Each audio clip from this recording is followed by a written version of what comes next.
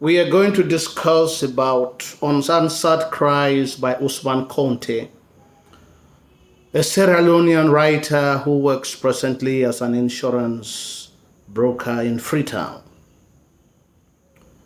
This is a short story that handles one of the problematic issues in society, especially that which is very common in West Africa. It is about female genital mutilation, commonly known as female circumcision.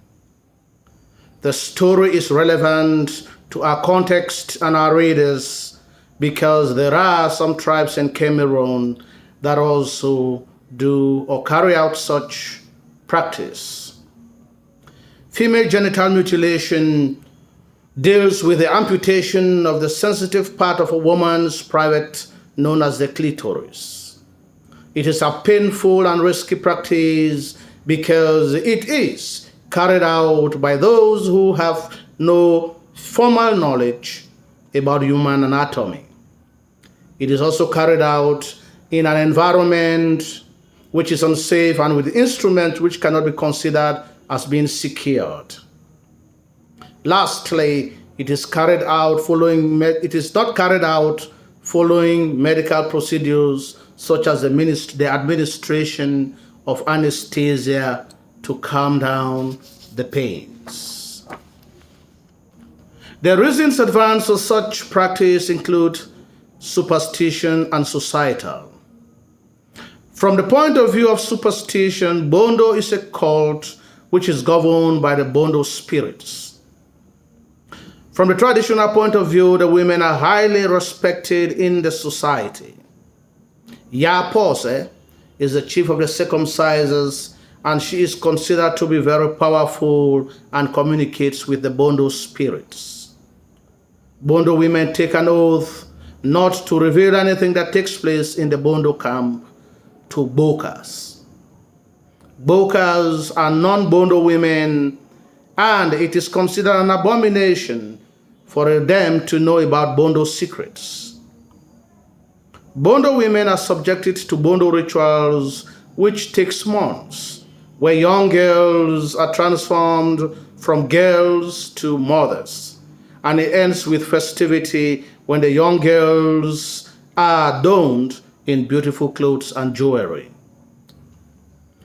From the societal point of view, female children are circumcised because it helps them to have self-control and it tames their desire for sex.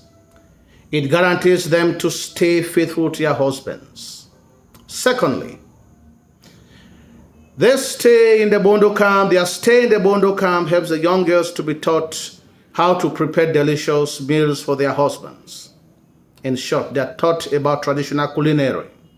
Thirdly, it prepares them for responsible motherhood to be able to take care of their husbands and their children.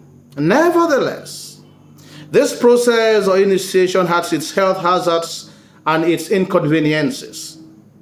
Firstly, most of the girls are circumcised against their will, thereby violating their intimacy. Secondly, most girls suffer from excessive bleeding, especially if a vein is ruptured.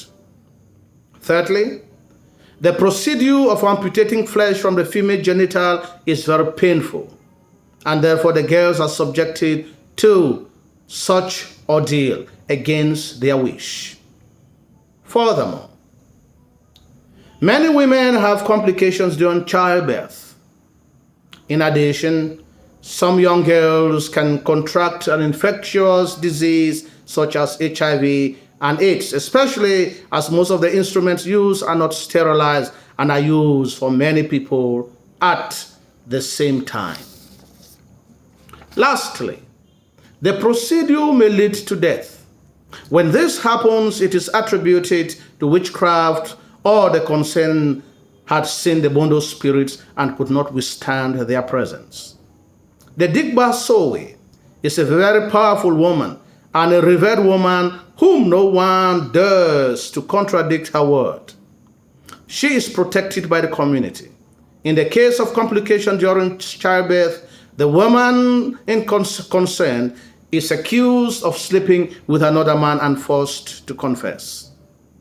The story therefore focuses on whether this tradition is still valid nowadays or it should be abolished, or the young lady should have a say on whether she should be circumcised or not.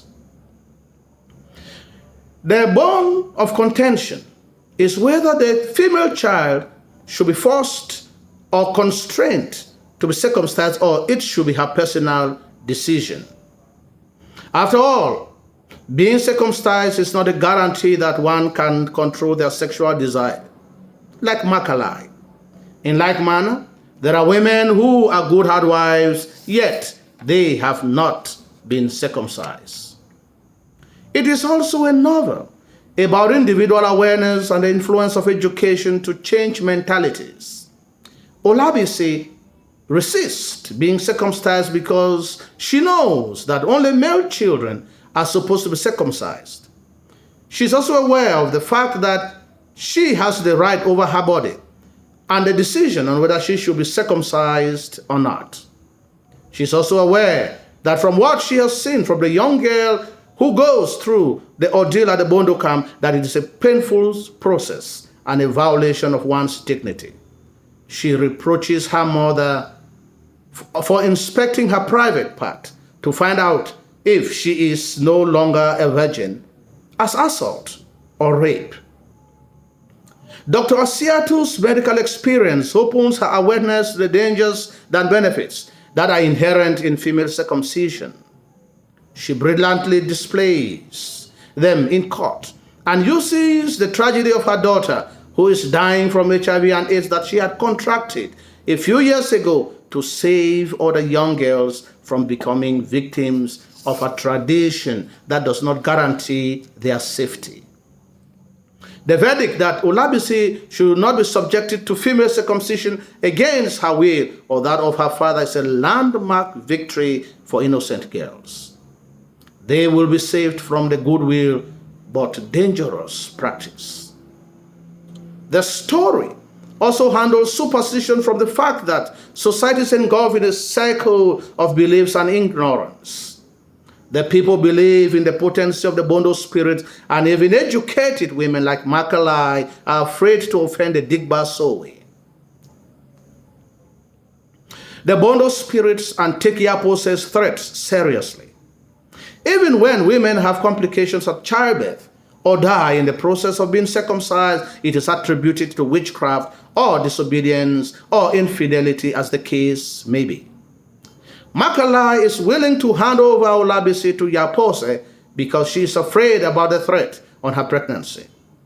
The procession of Bondo women on the streets of Freetown, the presence of Yapose in court, and the large crowd of female spectators during the trial only testifies to the popularity and the importance of the tradition to the women. The story also establishes the conflict that exists between society at the individual and institutional level. At the individual level, there is conflict between Macaulay and Olabisi, as her mother considers her wayward and lacks self-control. While at the village, she slaps her because she realizes that she is no longer a virgin and does not want to be circumcised. This causes Olabisi to flee to the forest and escape to Freetown to meet her father. While at Freetown, Macaulay follows her there to take her to the Bondo camp, and they end in court where the verdict is given in favor of Olabisi. There is also conflict between Macaulay and Dauda when she disobeys her husband, who wants her to leave Olabisi alone because he does not want to get into trouble with Ade Jones, and he does not have much money to pursue any case in court. As Macaulay disappears into the forest, he tells her to look for another husband and not to return to the house anymore. We shall continue with the second part in the next video.